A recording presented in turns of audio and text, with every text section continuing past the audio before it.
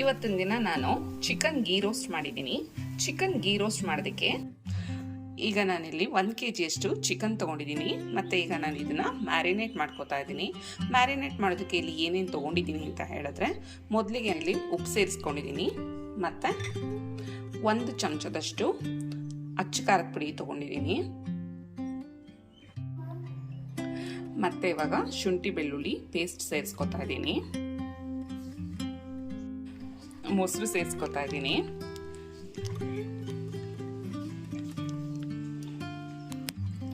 ಒಂದು ಹೋಳಷ್ಟು ನಾನು ಇಲ್ಲಿ ನಿಂಬೆಹಣ್ಣನ್ನು ಸೇರಿಸ್ಕೊತಾ ಇದ್ದೀನಿ. ಅಂದರೆ 1 ನಿಂಬೆಹಣ್ಣು ಪೂರ್ತಿಯಾಗಿ ಸೇರಿಸ್ಕೊತಾ ಇದ್ದೀನಿ. ಯಾಕೆ ಅಂತ ಹೇಳಿದ್ರೆ ಇದು ಸ್ವಲ್ಪ ಹುಳಿಯಾಗಿದ್ರೇ ಚೆನ್ನಾಗಿರುತ್ತೆ. ಹಾಗಾಗಿ ಇದ್ರ ಜೊತೆಗೆ ನಾವು ಹುಣಸೆ ಹುಳಿನೂ ಕೂಡ ಅಂದರೆ ರುಬ್ಬೋದಕ್ಕೆ ಸೇರಿಸ್ಕೋತೀವಿ.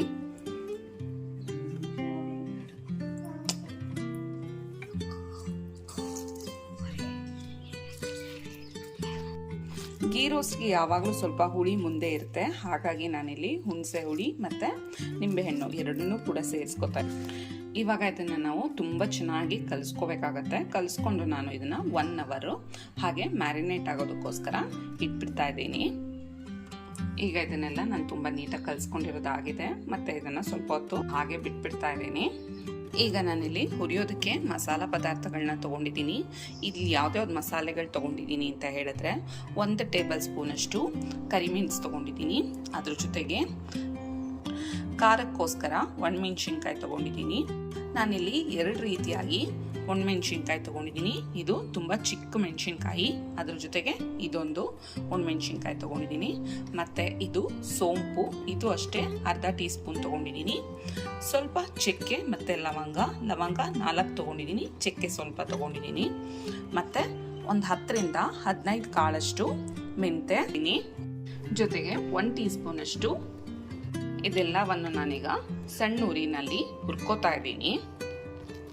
ಮೊದಲಿಗೆ ಧನಿಯಾ ಕಾಳು ಹಾಕೋತಾ ಇದ್ದೀನಿ, ಜೊತೆಗೆ ಮೆಣಸು,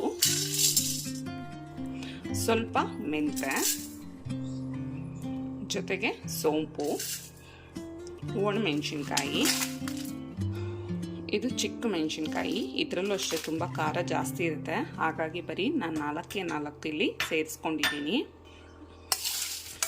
ಇದನ್ನೆಲ್ಲ ಸಣ್ಣ ಉರಿನಲ್ಲಿ ನೀವು ಹುರ್ಕೋಬೇಕಾಗಿರುತ್ತೆ.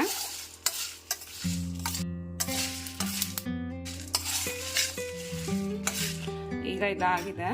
ಮತ್ತೆ ಇದ್ರ ಜೊತೆ ಚಕ್ಕೆ ಲವಂಗ ಇದನ್ನು ಕೂಡ ಸೇರಿಸ್ಕೊಂಡು ಹುರ್ಕೋತಾ ಇದ್ದೀನಿ.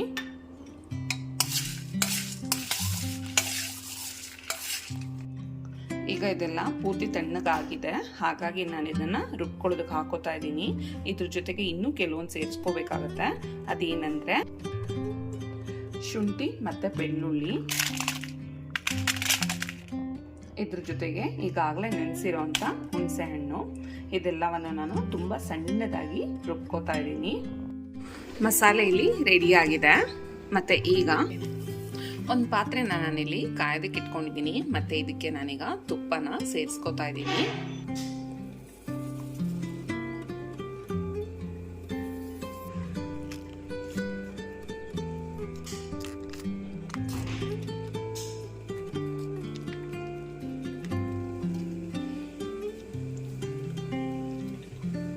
ಇದು ಗೀ ರೋಸ್ಟ್ ಆಗಿರೋದ್ರಿಂದ ಹಾಗಾಗಿ ನಾನಿಲ್ಲಿ ಪೂರ್ತಿಯಾಗಿ ತುಪ್ಪನೇ ಸೇರಿಸ್ಕೊಂಡಿದ್ದೀನಿ.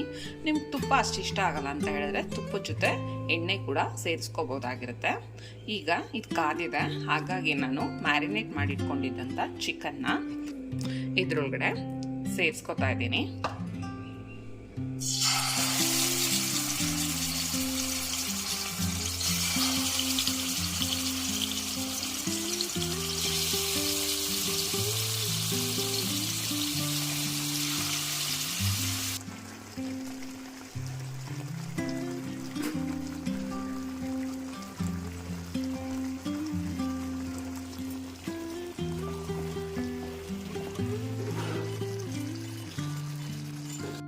ಇದು ಹೀಗೆ ತುಪ್ಪದಲ್ಲಿ ಸ್ವಲ್ಪ ಹೊತ್ತು ಹಸಿ ವಾಸನೆ ಎಲ್ಲ ಹೋಗೋವರೆಗೂ ಇದನ್ನು ಹೀಗೆ ಹುರಿಬೇಕಾಗತ್ತೆ.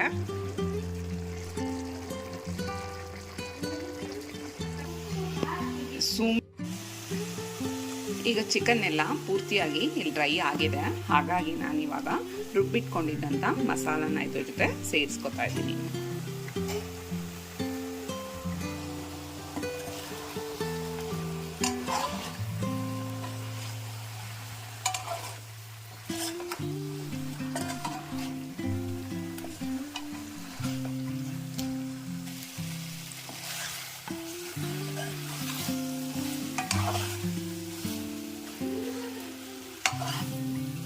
ಇದು ಸ್ವಲ್ಪ ಹೊತ್ತು ಮಸಾಲದು ಹಸಿ ಪದಾರ್ಥ ಎಲ್ಲ ಹೋಗಿ ಆಮೇಲಿಂದ ನಾನು ಈಗ ಇಲ್ಲಿ ರುಚಿಗೆ ತಕ್ಕಷ್ಟು ಉಪ್ಪನ್ನು ಸೇರಿಸ್ಕೊತಾ ಇದ್ದೀನಿ.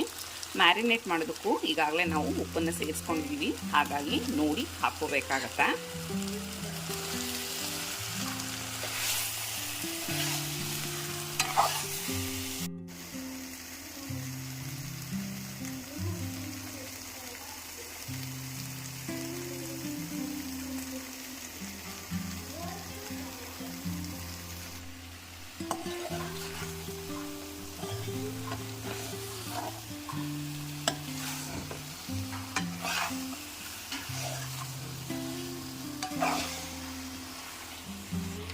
ಇದು ಹೀಗೆ ಸ್ವಲ್ಪ ಹೊತ್ತು ಬೇಯಬೇಕಾಗತ್ತೆ, ಹಾಗಾಗಿ ನಾನು ಇದನ್ನು ಒಂದು ತಟ್ಟೆ ಮುಚ್ಚಿ ಬಿಟ್ಬಿಡ್ತಾ ಇದ್ದೀನಿ.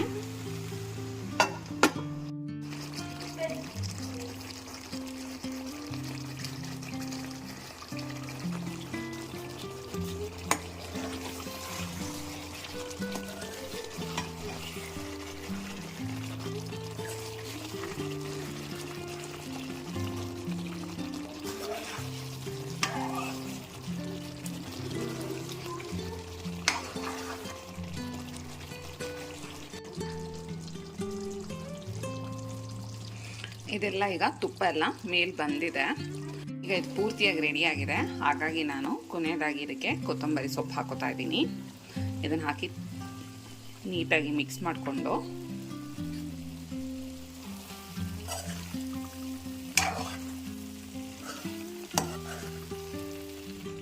ಮತ್ತೆ ಈಗ ತುಪ್ಪದಲ್ಲಿ ಹುರಿದಿಟ್ಕೊಂಡಿದ್ದಂಥ ಕರ್ಬೇವಿನ ಸೊಪ್ಪನ್ನು ಇದ್ರ ಮೇಲೆ ಸೇರಿಸ್ಕೊಂಡು ಎಲ್ಲ ಮಿಕ್ಸ್ ಮಾಡ್ಕೊತಾ ಇದ್ದೀನಿ. ಮತ್ತು ಸರ್ವಿಂಗ್ ಪ್ಲೇಟ್ಗೆ ಹಾಕಿ ತೋರಿಸ್ತೀನಿ ನಿಮಗೆ ಯಾವ ರೀತಿಯಾಗಿ ಬಂದಿದೆ ಅಂತ ಹೇಳಿ.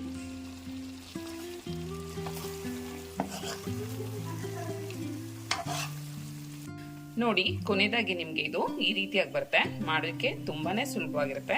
ಮತ್ತೆ ಖಾರಕ್ಕೋಸ್ಕರ ಮೆಣಸು, ಒಣಮೆಣಸಿನ್ಕಾಯಿ ಜೊತೆಗೆ ಚಿಲ್ಲಿ ಪೌಡರು ಇದೆಲ್ಲಾನು ಉಪಯೋಗಿಸಿರೋದ್ರಿಂದ ತುಂಬಾ ಸ್ಪೈಸಿ ಆಗಿರುತ್ತೆ. ಜೊತೆಗೆ ನಿಮಗೆ ಇದರಲ್ಲಿ ಹುಣಸೆ ಹುಳಿ ಮತ್ತೆ ನಿಂಬೆ ಹುಳಿ ಎರಡನ್ನೂ ಕೂಡ ಹಾಕಿರೋದ್ರಿಂದ ಸ್ವಲ್ಪ ಹುಳಿ ಹುಳಿಯಾಗೂ ಕೂಡ ಇರುತ್ತೆ. ಮತ್ತೆ ಮೊಸರೆಲ್ಲ ಹಾಕಿ ನಾವು ಮೊದಲೇ ಮ್ಯಾರಿನೇಟ್ ಮಾಡಿಟ್ಟಿರೋದ್ರಿಂದ ಚಿಕನ್ ಅಷ್ಟೇ ತುಂಬಾನೇ ಸಾಫ್ಟ್ ಆಗಿರುತ್ತೆ. ನೀವು ಒಂದ್ಸಲ ಮನೆಯಲ್ಲಿ ತಪ್ಪದೆ ಟ್ರೈ ಮಾಡಿ. ನಾನಿವತ್ತಿನ ದಿನ ಮಾಡಿರೋಂಥ ರೆಸಿಪಿ ನಿಮಗೆ ಇಷ್ಟ ಆಯಿತು ಅಂದರೆ ಮರಿದೆ ನನ್ನ ಚಾನಲ್ನ ಸಬ್ಸ್ಕ್ರೈಬ್ ಮಾಡಿ. Thank you.